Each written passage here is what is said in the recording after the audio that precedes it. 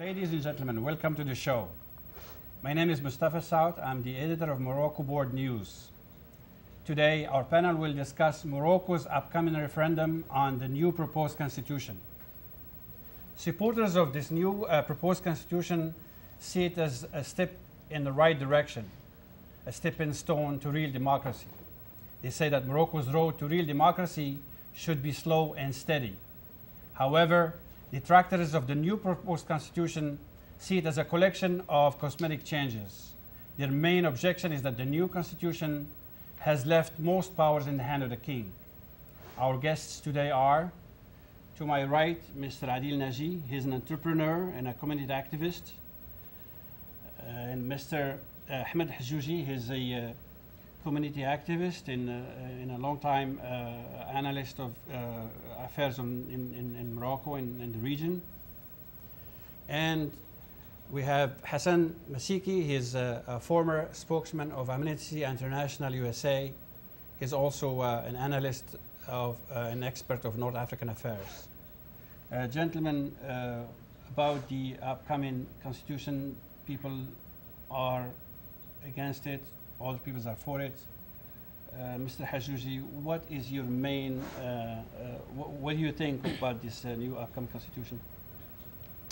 Is it an improvement of sorts previous, compared to the last one? It is definitely an improvement, for sure.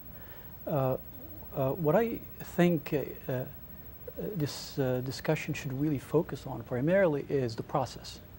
Not the content primarily, because once this package was put together, it was essentially put in the hands of the people and said, you have 2 weeks to vote on this.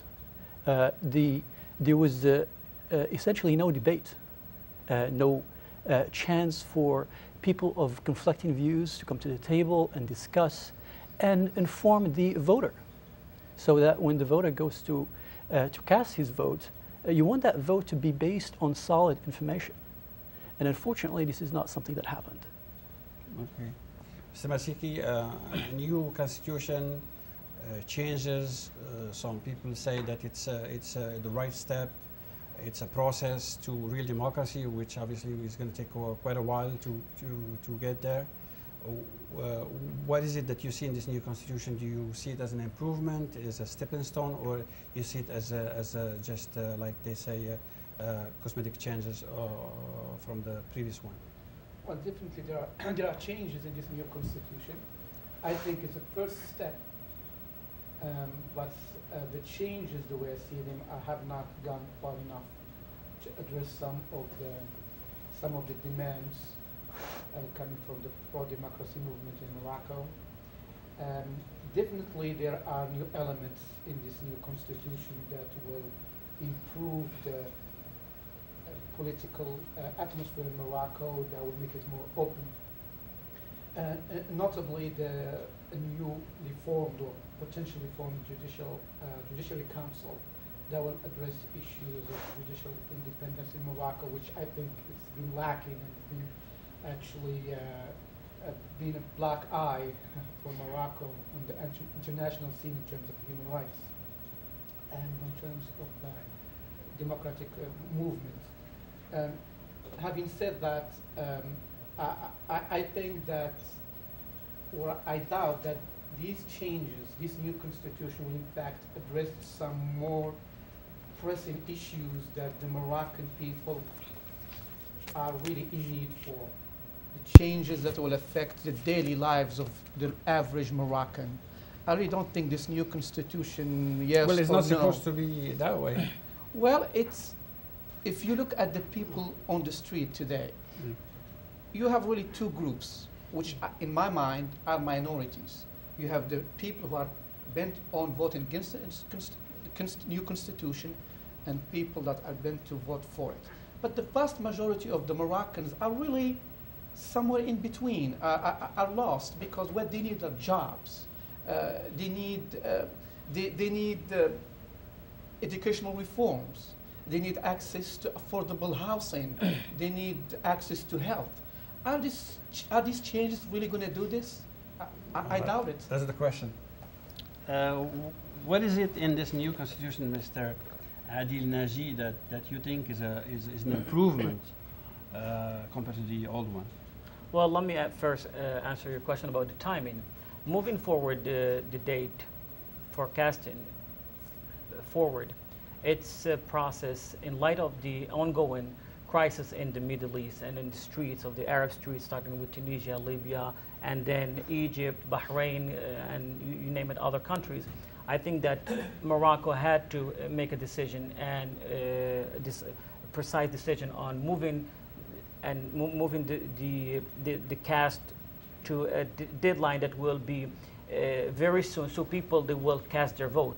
In other words, the events have pushed. Absolutely, there is no doubt about it. The timing, it should have been given enough time for people to study it very carefully.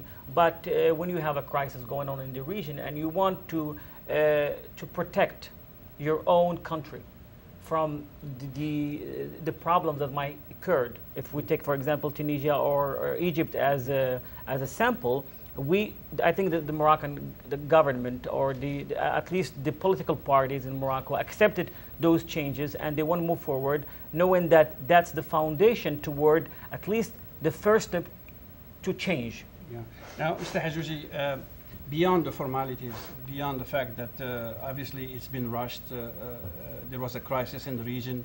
The king, basically saw the need for change, and he stepped forward and he proposed these changes. Beyond that, what is it specifically in this new constitution that isn't enough to get your approval? I really think we should not downplay this issue of process. In this context, in the US, if you are to do something of this magnitude, which should be, in my mind, a national project, if you were to propose a process by which people can vote with less information in 2 weeks' time, I think probably the courts would get involved very, very, very quickly. Okay, now, because since you read the proposed new constitution, what about its content? What is it specifically that you don't think has made much progress in the content? Okay, let me just start with something very, very simple, which is just symbolic. Let's just take a step back. The political parties have essentially had their say over a very long period of time, and they were not able to bring the government and the king to the negotiating table, so to speak. And now, essentially, a very frustrated, young, highly intelligent population decided to take the case to the people. And as a consequence of that, the government and the king, of course, recognize how critical this is, and he came up with essentially sets of proposals. Okay? So, but what's interesting is that how this package was formulated, we don't really know. Was this based on vote? Was this consensus based? What kind of give and take? I mean, all of this level of transparency is critical. So essentially, one more element about this. We're talking about content. You have to I understand. About the process, but there is a context, though. I mean, this discussion is not happening in vacuum, and there is a context. Let me just take one example. One of the things that this youth movement wanted, and it's very dear to their hearts, which is this idea of equality. Okay, it said, look, we feel discriminated against. The opportunities are not the same for all, or are not under voted or ruled by the same kind of rules. You know, there is discrimination, and they actually propose something that doesn't change anything of substance, but the symbol of it is critical. What is that? The symbol of the country is 3 words: Allah, Al-Watan, Al-Malik. They wanted the word Al-Malik to be changed to equality, which is symbolic. It's something that measurable. How you define it? Let me finish. It's something that people felt that it was important to them, but it was not even recognized. We saw some earlier drafts that had that in them, but the draft that was finally formally released, you know, it was not there. Okay, but let me just. I'm bringing this up for a very good reason. I mean, here's something that really does not take anything away from the king in terms of powers, but symbolic. But the king and obviously and the rest of the political parties that participated in this whole in coming up with this package saw that that was not something that the king and the rest was to be given to the people. I thought that was if had that happened, just simple. I think it would have really turned many hearts, to voting for this. Mr. Masiky, the proposed constitution came out.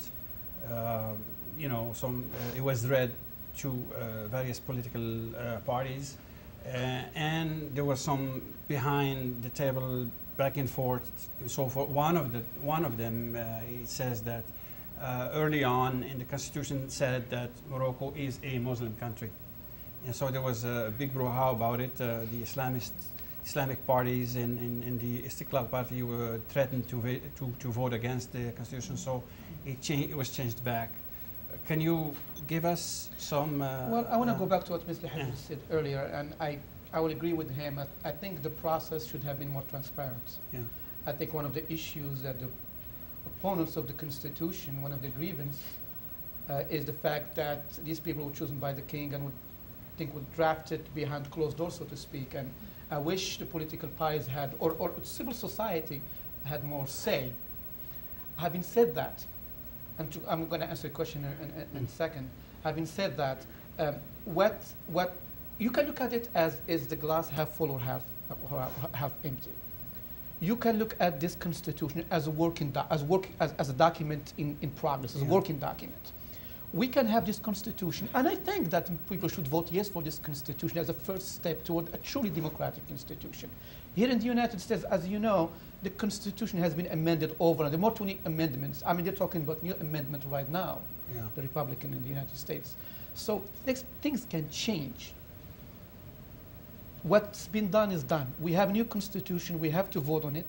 Let's vote on it, and let's take it from there.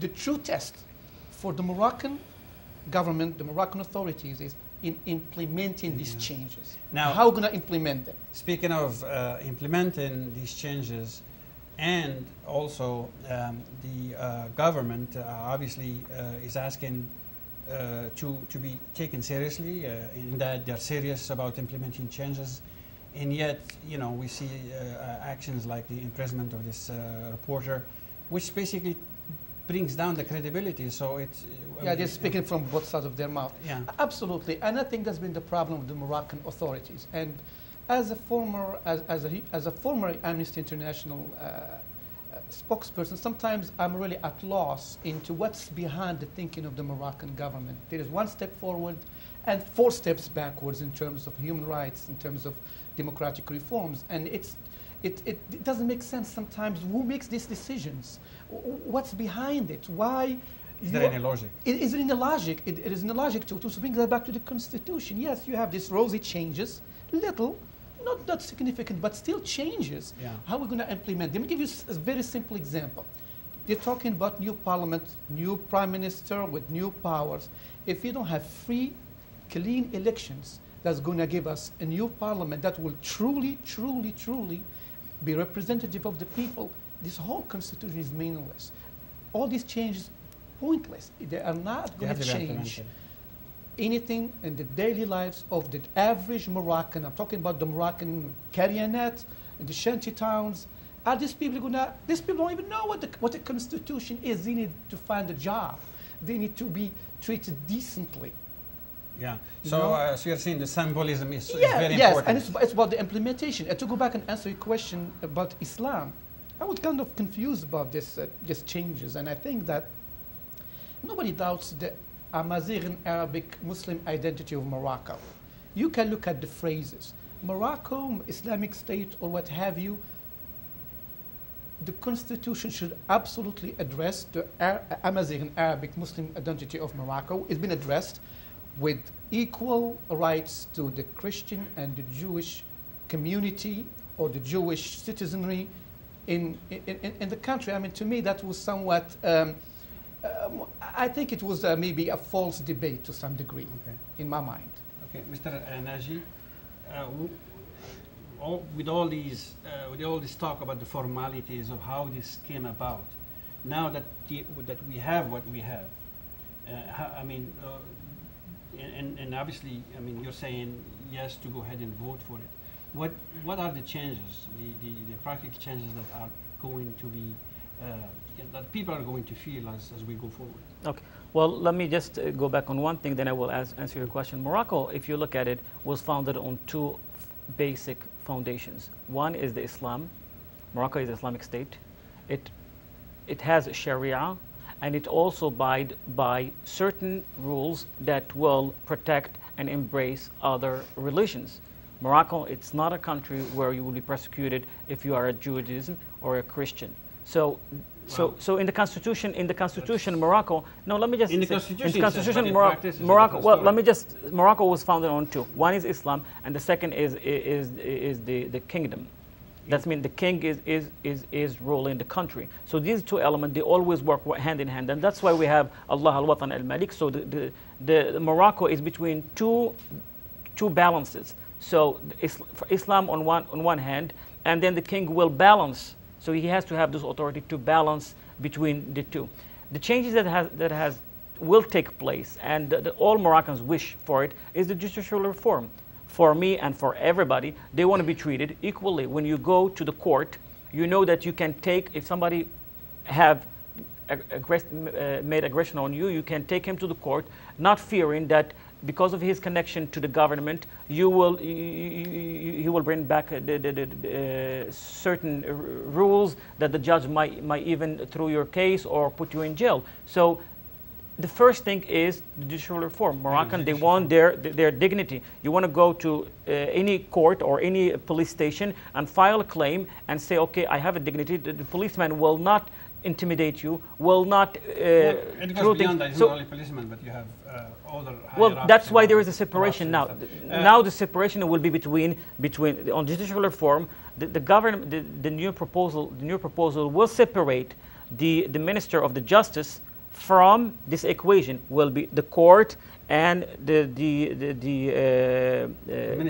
Ministry of Justice. They are completely separate. And then you have the Minister of Interior is also separate. So you can take it to the further step. This is the first changes. Of course, will be amendment. Morocco was founded. The Constitution was founded what, 50 years ago? The United States Constitution was founded almost 200 years ago, and they still amended. Is it perfect? No, nothing is perfect, but at least you have to start when you say, okay, this is the start, and we have to move forward. Yeah, Mr. Hajjouji, about the youth protesters. Now they're calling for a boycott, basically. That's right. Now, what's wrong with just voting no? I mean, because right now the whole thing is going to play on the percentages of the people voting to begin with, but mostly because most of the opponents are going to boycott it, so they're not going to vote. Why wouldn't they just vote no? So at least this way, if we're going to see if it's a higher percentage of no, then the new constitution would not have as much credibility, or maybe there's pressure to amend some parts of it. And another second element I wanted to introduce: what is the relationship or of the Al-Adl wal-Ihsan, the Islamist group, within the youth movement? Okay, thank you so much. That is a very important question. Yeah. Well, remember the first thing I said, I talked about process. Yeah. And this whole thing is about democracy and about taking a whole country from where it is to a place where people can feel equal, etc., etc., etc. Now, the very first thing that this package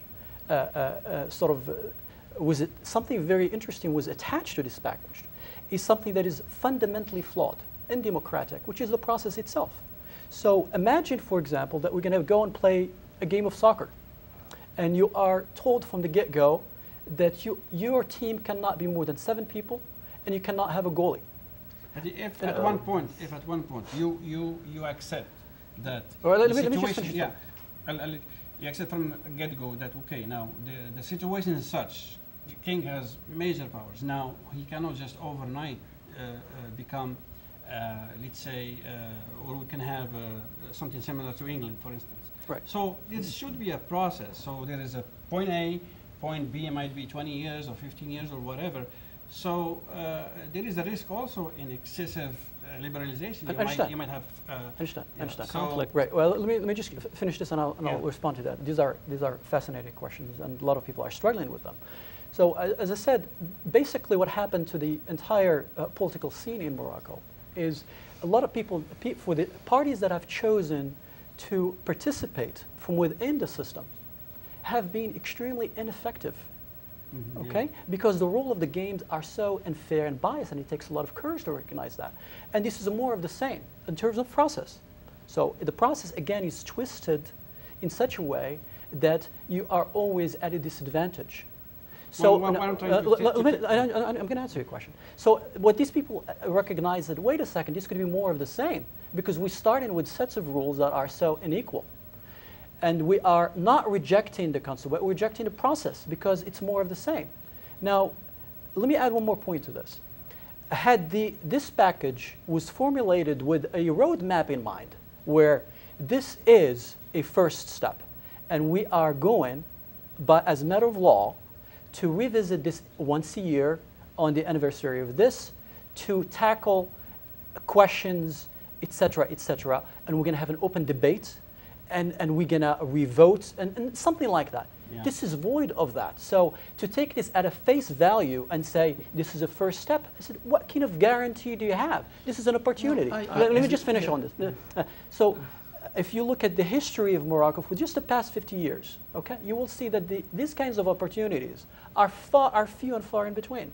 So to really lose this opportunity where you have the ears and heart of the people, and also the government and the people with the say, I think it would be a tremendous loss for the whole country. Thank you. I'm just going to go back to what exactly Mr. Hajjouji said. I agree with some what he said, but I don't agree with some of it. I think, and well, maybe I'm too optimistic. Maybe there is some way implied if we have new parliament, because in a democratic society there is an element in the new constitution that says that is an organism that is supposed to submit new amendments. Absolutely. And so forth. If you have freely elected parliament, in democratic society usually it's not the executive branch that goes and starts coming up with amendments to the Constitution. It's usually the Parliament, the Congress, like in the United States. Yeah. And hopefully we'll have a parliament in Morocco that truly represent people, their voices, that might make changes, or at least come up with a new package, new amendments to make the Constitution truly democratic, to meet the needs and the demands of the Moroccan people. It doesn't state that anywhere. However, you can assume it's implied. Maybe I'm optimistic. But to go back to Adel Ihsan, if you don't mind, I think, and not to sound like Mr. Nasiri, the famous Minister of Communications, I wrote an article about 2 weeks before Mr. Nasiri made his statement about who is behind the youth movement. If you go back, the youth movement, 20 février, started as a group of well-meaning young people who wanted to use Facebook and Twitter or what have you to ask for political reforms. It was true. But what gave this youth movement an oomph, what gave them a real power and gave them credibility, was Liam Daesh, the Moroccan Association for Human Rights, that gave them, if I vividly remember, the first press conference. Liam Daesh, which is well respected, even Human Rights Association, the Moroccan Human Rights Association, gave them that podium, their podium, and they started from there. The first people who joined them, 20 février, were the left-wing groups, United Left, some of the former communists all joined them. Yeah. That was the first group that really joined them in their first protest. But then later on, what gave them the true popular support in Morocco was Adel Ihsan, who joined them. So you have this marriage between two completely different people. Yeah. You have these strange bedfellows who formed this organization. We're looking at it. What worries me personally is it resembles to two major historical events: the Iranian Revolution and how it ended in the hands of the mullah. Not that I'm comparing, I want to make that clear, Al-Ihsan to the mullahs in Iran, and the riots in Algeria 1988, October 1988. Why? If you look at what happened in Iran, the popular organization was this group of Democrats, liberal groups, including the left, communist, the Tudeh party, that formed the true opponents to the Shah. The Khomeini and his groups were a minority. However, because of the interfighting among the democratic liberal groups in Iran, Khomeini came back from Paris and took over. Yeah. Well, that's why. No, let me just interfere here. That's why Morocco. That's why. I haven't finished the half of it. Let me just interfere here, then I can talk. That's why Morocco. It's very crucial for Morocco and for also one power to have two things. One is the religious leader. So we won't have. The religious leader will be always the king, and then the head of the government, the government now, or the person who will break the ties between the political parties. If we will go and imitate the same model they had in Iran, and if you remember that the Shah of Iran was already contacted. No, I'm just trying to explain to you. That's why that era will never happen in Morocco, because the head of the political party, or the person who will break the ties between the political party and the head of the religious leader, Amir Mu'minin, is always in one power. That's why Morocco is still stable until now. That's why it's very crucial to maintain that stability. Otherwise, it will break like what happened in Tunisia. Mr. Hajjouji, now the protest group, obviously it's comprised of different variety of groups, leftists and so forth. The Islamists, which is rather an important group within that protest groups, they, particularly Al-Ihsan, they have an issue with the king himself in terms of his Amir Imarat al-Mu'minin, or commander of the believers. So it's an ideological difference. You know, so when you come when you say Allah al-Watan al-Malik and you want to take off al-Malik, then it becomes, you know, it confirms that in a way. So the fact that these people have an ideological difference with the current regime, what is going to satisfy them? And the only thing is going to satisfy them is if you know, if there is a total, complete change. Yeah. I need to just go back to what Masiky said. That's very important. First of all, I respectfully disagree with the analogy. I think it's way off target as far as I'm concerned. I think, first of all, if you take all of these groups and line them up, you will see that there is a huge amount of space where all of them meet. And the grievances. The situation in Morocco is such that there is some of the very basic conditions of life are not satisfied.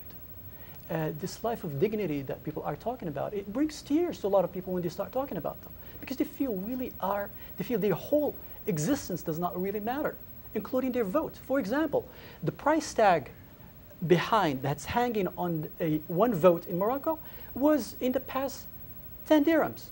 Now we add some inflation, probably 50 dirhams. Here, I take my vote, and many of you do, extremely seriously, and I wouldn't sell that for anything because it's priceless. Now, just imagine this. So what all of these people have in common are very important basic things. And it really goes way beyond ideologies. Talk about equality, a chance to find a job. When I'm stopped by a policeman, it has to have a reason.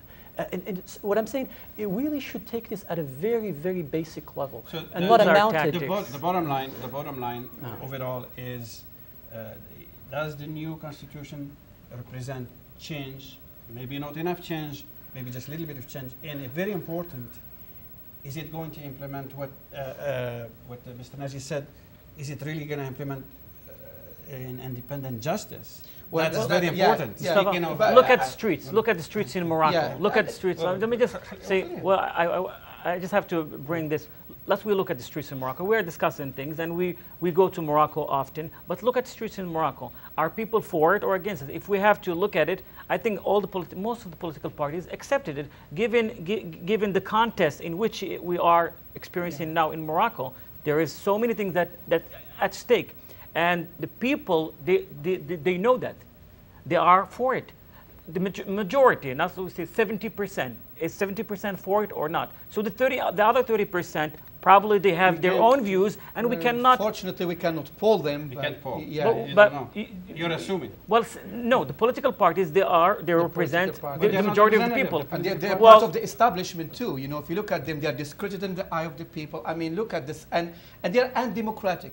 Look at Hizb al-Istiqlal al-Ittihad al-Ishtiraki, the socialists or the nationalists, the same people you see over and over. Because the people, they have to vote, as you said, people, the democracy in Morocco, it's different than democracy in the United States, it's different than democracy in other countries. People, they have to learn how to vote and have to, how to do it. I just want to finish up my thought about what I was saying about Iran and Algeria, but I'm not going to be too lengthy.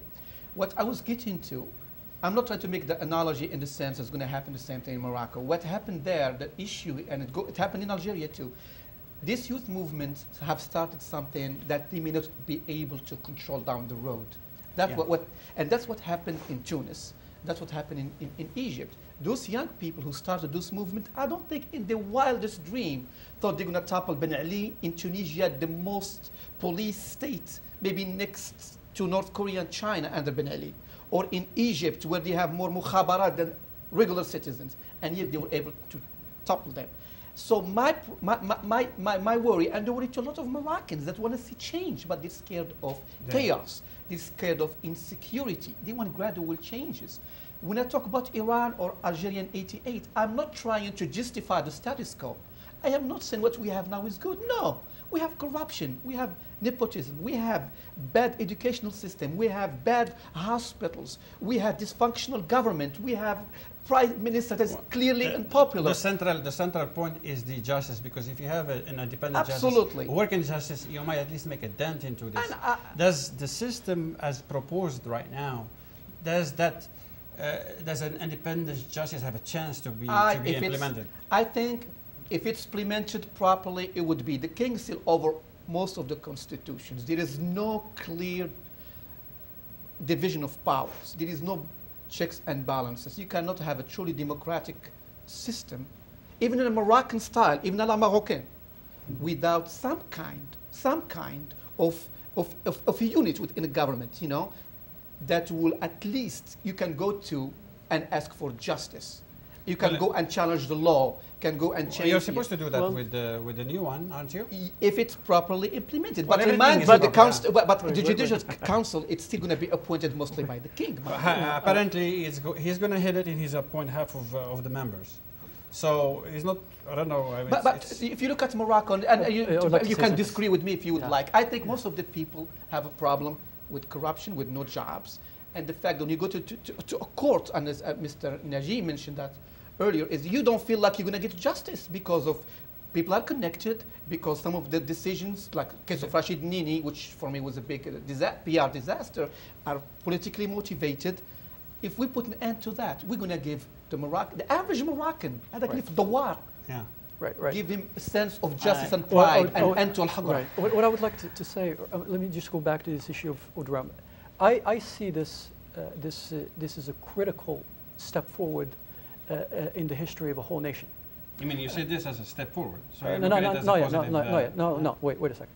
So what I'm trying to say here is, if this whole country, 30 million plus, were to be involved in as a participant in crafting this roadmap that is clear, that is debatable. No, that's a dream. Let me finish my thought. What I'm trying to say here is, because this is really connected with what I'm hearing here, it takes away this question marks. People, right now, I have more questions than answers. Why? Because they were left out. There is no roadmap. It lacks clarity. This is drafted by attorneys that has to be explained to the people. People are in darkness.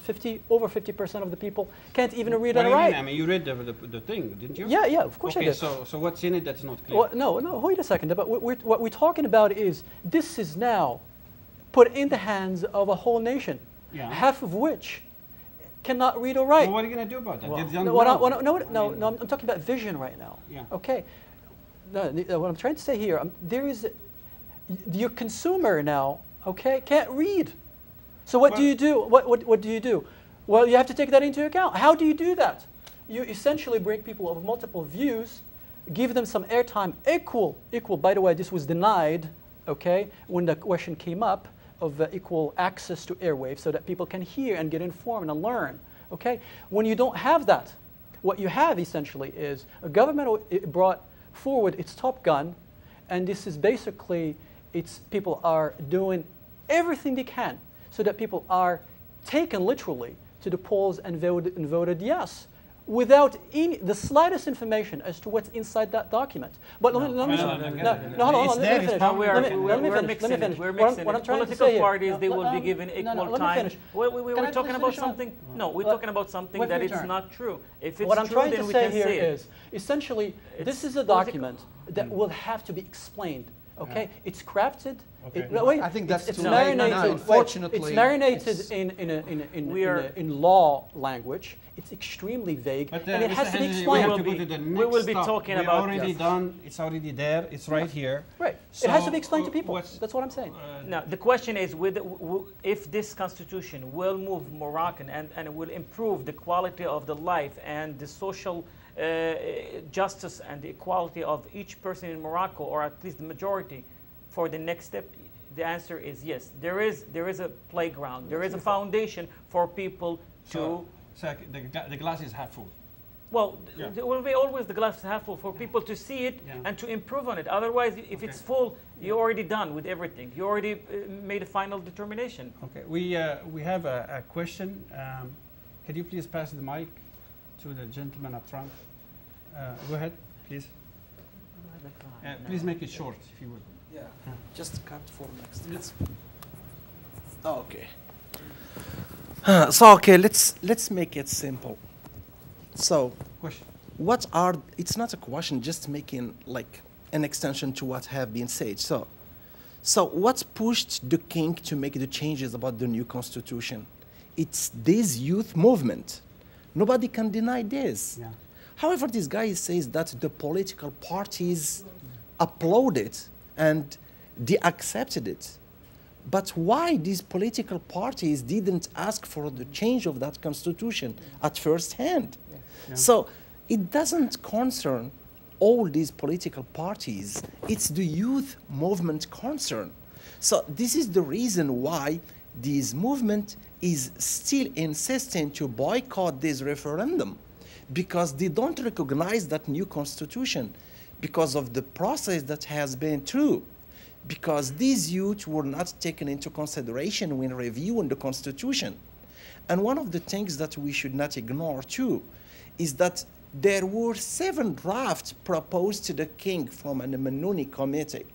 And lately, Aisha, who was participating in this process, yes, Aisha, I don't remember exactly her name, she made a video and she claimed that what the king presented to the population that was not addressed during the process.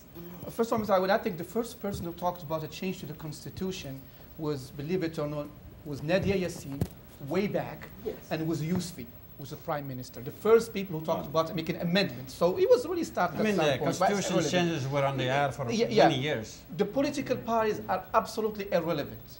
They are there, they are part of the problem. They are not the solution. They are as undemocratic as they come. The people have no faith on them. They are completely irrelevant. The gentleman over there has a question. Could you please go ahead? الحاجة الأولى اللي باغي نقولها بأن ما يسمى بالتعديل الدستوري ما هو إلا شعار استهلاكي للمرحلة، حيث عندنا 12 سنة من التجربة ديال الملك محمد السادس. ديجا عندنا شعارات العهد الجديد، دولة الحق والقانون، الإنصاف والمصالحات، التنمية البشرية. تنشوفوا هاد الشعارات شعارات حقة. ملي تنجيو للبراتيك التجسيد ديال الخطابات تنلقاو واحد الفرق كبير. وتنرجع لواحد النقطة اللي أشار لها الأستاذ في الأول، هو أن الشعب المغربي بغى يعيش، بغى يخدم، بغى الكرامة، الحرية.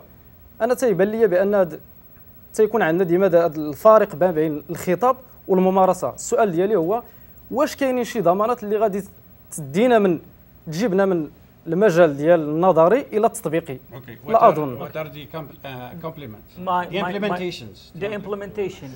The youth movement, they said it started this in Morocco with a small part. Why they can't form a political party and they will work on implementing some of the views that they believe to be fundamental to their cause?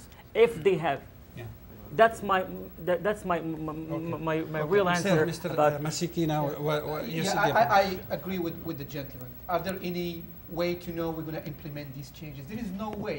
What this constitution hopefully might do is create an environment, an atmosphere, might create a new parliament that will represent your views. We should open up the political scene to everybody who wants to take part of it. New political parties. I'm not talking about the PAM. I'm talking about truly parties that will represent. Do you think the guy in the Kerian, Thomas, is represented by any of these parties? No. But I'm sure he or she has their demands.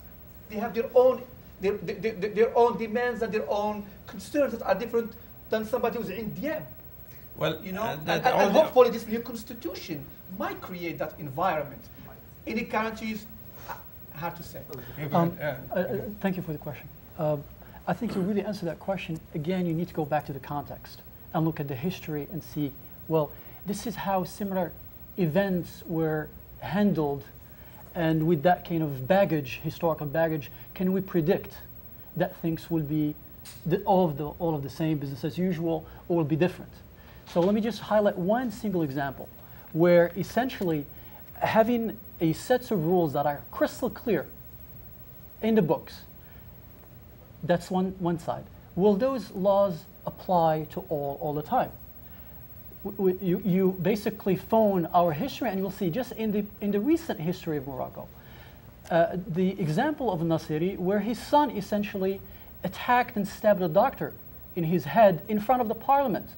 And when his father came, essentially interfered with the law and broke the law, and you can list a whole list of laws that were broken that are in the books. He did not lose his job and his son did not go to jail. So this essentially highlights the fact that having sets of rules that are perfectly clear on the shelf do not necessarily guarantee that those laws will be applied in the context of Morocco. Now, with that kind of baggage, essentially moving forward, we do not want to repeat and reinvent history. What do we do different this time so that those kinds of things do not happen? Okay, so we have one question from the gentleman. First of all, we thank the Moroccan board for having us over here. So quickly, I have a brief, since we are discussing, Moroccan constitution, we are not discussing United States constitution. I'm going to speak in Arabic. So فيما يخص الدستور يعني فيه جوج محور ديال الصلاحيات والمحور ديال الهويه. ديال الصلاحيات بحال هذيك اللعبه ديال البازل جيم اللي كتحرك هذه وهذه وتخرج منها تفاحه عاوتاني ونفس الكولور ونفس الشيء. هذا هو بالنسبه لي وهذا الشيء لا التغييرات ديال الدستور ليس في صالح الشعب وليس في صالح الملك. هناك اشياء لا نراها تقع في الكواليس. هذه اشياء لا نراها تقع في الكواليس. يعني هذا ليس في صالح الشعب وليس في صالح الدستور، ولكن ليس في صالح شخصيات، ولكي لا اقول وزراء يعتبرون انفسهم ملك اكثر من الملك. اما بالنسبه مازال عندي تدخل، يعني اما فيما يخص في الدستور كشكل نحتاج الى تطبيق براكتيس بركه من التيوري. عيتنا من داكشي ديال التيوري النظري. نعطيك امثله، مثلا القضيه ديال رشيد نيني كما درتي. رشيد نيني يحاكم بقانون جنائي وما تتحكمش بقانون ديال الصحافه. هذا عيب ديال القضاء.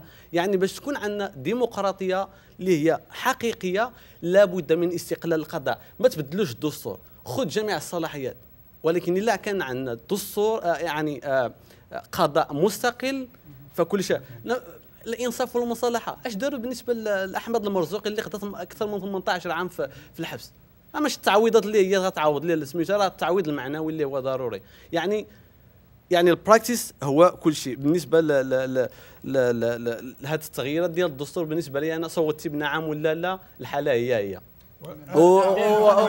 كلمة واحدة كلمة واحدة الله يخليك، أنه بالنسبة للضحية ديال هذا الشيء كامل، ديال الضحايا ديال السياسة ديال الأحزاب اللي احنا فاقدين فيها الثقة، هو الشعب بالدرجة الأولى، هو الشعب. I'm going to ask quickly, about special interest.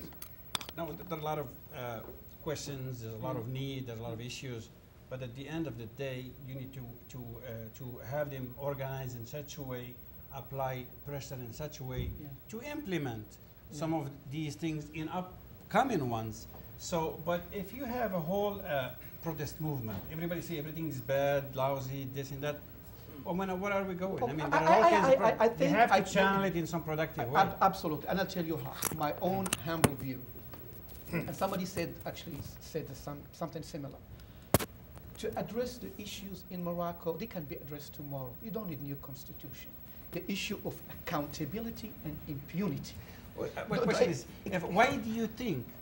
Okay, well, why do you think a government as such in Morocco, having the Minister of Communication, in that issue, and they let him there is almost like that is impunity and lack of accountability, because there are special interests. There are special interests in both sides. There are the oligarchy that is around the king that don't want to see some of these changes, and there are on the other side groups like Al-Adl al-Ihsan. They have their own agenda. And there are the special interest people that are manipulating this movement. Mr. Alwina may add that there are people behind the scene implementing the youth movement, the 20 février. You may disagree with me, but there are, I'm not going to name any names, there are foreign powers.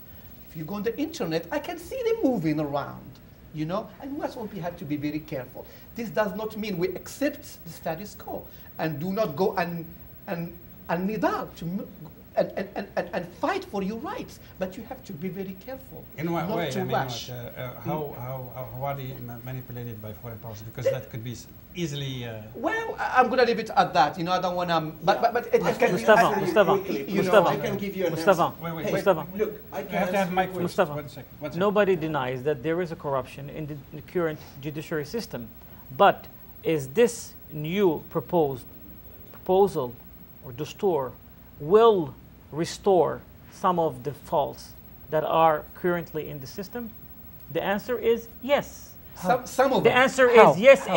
If there is two things: if there is accountability, as you said, and there is also people engagement. People, they have to be engaged. Well, that's what the youth movement is doing. And They're going to apply the pressure to make sure that But you have compatibility to allot time for the implementation to take process. We are judging by saying that the end result, it's bad, while we didn't even start it. Okay. We have to talk about I it can in 2 give or you 3 1 years from point now for all the until we questions, see the please. implementation Yes. of this Please system. make it quick. We're Yes, almost it's going to be quick. Let me ask you this. Yeah, I agree with you. There are some people behind the scenes and they have their own agenda and pushing it for this change. However, you should not ignore or forget this. So we had the streets. We were asking not only for the change of the constitution, we are asking the change of the surrounding of the king, and we asking for dissolving the parliament and also the government, because we asked for a new blood that we can trust or account on. That's a question of accountability. And let me give you the guarantees of these new changes. So the king himself asked us to vote yes on his speech. No, he said he will vote yes. Yes, he will vote. Look, let me ask you this. There are many people, they had the street applauding the new changes, but they were bribed and taken money to go out the streets. And also we know, and we have proofs, we have videos that it proves that there will be no change, because yesterday, or actually on last Sunday, there were planes like throwing, starting that it says yes. So the government is using their own resources against we, the youth. No, We no, don't no, have no, Quick to- question. No, Okay, yes. Would you disagree with this statement? The vast majority of Moroccans want to change. The vast majority of Moroccans think the only person who can make change is the King Mohammed VI. They are like children that are crying loud, trying to get his attention. Would you disagree with that statement? No, I don't agree. When we had the street, we were asking the king, because I think you that put the mic next to 90, yes, your mouth? I think that 90% of the people in Morocco, they love the king. And he is the soul, and I say it, the soul that can resolve their issues, because they say either you choose between the population, either you choose your surrounding. That's all the people, the government, that maybe, that's what we believed at the beginning, at first place. They are taking advantage of him because he's ignoring the population cries and requests. Let me shortly answer your question. Yeah, For every change to be implemented, it has to be given time. The king, when he proposed this new proposal, knowing that there will be changes in the next years or in few years to come, but you have to give time to the constitution that we have now to change from A to B and then address other things. You're talking about the youth movement. Is the youth movement that started all of this? If the youth movement is very concerned about it, is very concerned about it, then they can form their own party. Okay, we have gentlemen, we have one question and then Hajjouji, and we're going to wrap up. haven't Okay, go ahead. Quick, Yeah, quick, the please. only thing I want to add is I believe that the change needs all Moroccans, needs everyone, and no one is going to give you anything unless you ask for it and you fight for it and you follow. This is what's going to make change in Morocco. If we're all going to sit and wait for someone to do it, he's not going to do it. If we have parties that are corrupt, we need to change them. We need to change the leadership of the parties. We need to work all with the faith that that country needs a change, and we have to work on it. Government, parties, people in the street, everyone. No one can do it except all of us. That's what I want to say. Thank you. Thank you. Now, Mr. Hajjouji, the youth, the protesters, they're asking to boycott. Don't you think that's an unproductive thing? You can protest. You can call for a no, and at the same time you can create a mechanism to make the weight of the protesters be to work for the accountability we're all asking for. Don't you think that the situation now is kind of all it's a lose-lose? As far as the protesters are concerned. I have 3 points to make. Yeah. One, I think it's illogical to go to the polling stations and cast a yes or no vote. Why? Because again, this is about democracy, but the process by which this whole thing is undemocratic. So there is this contradiction that has to be settled. Number two, which is more important, it really doesn't matter whether I vote yes or no, because 80–90% of the vote are going to say yes by any means necessary. Okay, and three. You mean, but the people are going to vote yes? They might. I said by any means. Yeah, I'm not going to qualify that. But I said by any means necessary. But the critical thing here that we really should note and highlight and double underscore is that now this window of opportunity is going to close probably halfway after July 1st, 2nd and 3rd. And I'll explain. So what's going to happen is now essentially going to have, the government will have basically a piece of paper that says 80, 70, 90% of the vote said yes. And this is going to turn, it's quickly going to change color and shape, and it's going to become a stick by which all of these youth are going to be hit and hit hard because they're going to be called what? Disturbers of the peace of a nation. I applaud you. I really applaud. That's the really main point. Now, we have a process in Morocco. I mean, you have to look at the positive side. There are no violent riots so far. The absolute majorities of the protesters are not calling for regime change. They're calling for more of democracy, implementation of democracy, social justice, independent justice, implementing accountability and so forth. Now, we're going through a process, however imperfect it is.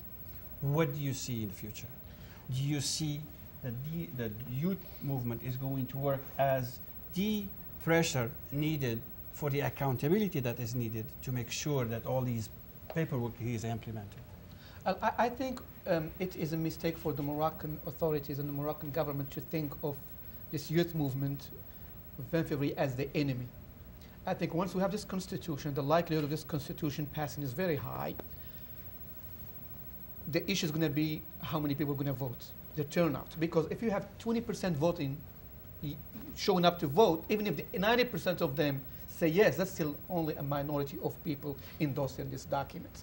This document will likely pass, but what comes first? What comes next? What comes next is for the Moroccan authorities, in good faith, to approach these young people, give them a chance to organize themselves, give them a chance to speak freely, give them a chance to demonstrate without any threat of violence. Listen to them. It can happen. Those are not the enemy. Those are Moroccans that mean well for the country. If we tell them, well, you are anti-democratic, and I saw that, you are khawana, you are umala, that's not going to work, because so the genie is out of the bottle. It is, and you can utilize them. Yeah. You can utilize them because they are as important to the stability of the kingdom as much as the police force or the military in the country. I would like to, the time is up, I would like to thank all the guests, Mr. Adil Hajji. Okay. No, but I want to make comment. Okay, we're about to finish our program. I'm going to go back to the guests. Do you have any last words about this new constitution in the future of Morocco? I think that this constitution will be the ground stone for moving forward the Moroccan toward a new democracy and a new era in our life. And for the movement of 20 February, I think they should focus on making sure that they will work as a grassroots movement to empower the people, the youth, to vote and change the political system in Morocco, and make sure that when they cast their vote, they will cast it to the right person and on the right time. Okay, Mr. Hajjouji. Closing thoughts, right? Yeah. Two comments. The first one is history has shown that بالعربية كنقولوا الحق لا يعطى بل يؤخذ. And this is the very principle that drove people to take their message to the people. What we have shown through this experience is that these young people have vast intellect. Their love for the country is unmatched, and they are willing to die to make things better for all. And I honestly believe, and I pass this message to the king himself, and I plead that you take these people seriously and respond to their needs, because it is in the interest of all involved, king and people. Thank you. I think that the fact that we're having this discussion here with different point of views is already a plus. It's already a change. A year ago you couldn't have this kind of discussion. We wouldn't be able to discuss this kind of subject. That we already see improvement. I think this document didn't go far enough. There are few changes. Some of them are good. Most of them are good. But this is a starting point. I think if it's implemented, I think it will be definitely a good start. The youth movement should stop being as obstructionists, rather should also come up with their own platform. I think the Moroccan government should give them a chance to organize, to become an entity. I hope that the Moroccan government give Al-Adl Ihsan the right to organize as a legal political party. I think that's a smart move. I think the jailing of Rashid Nini was a mistake. I think he went out of line. He may have broke some of the rules, but the way the government handled it was wrong, and I hope they learn from this kind of mistakes. Well, here you go. Thank you all for listening and watching us at this program. Watch us and come visit Morocco Board for more news on Morocco in North Africa. Thank you and good night. Thank you so much.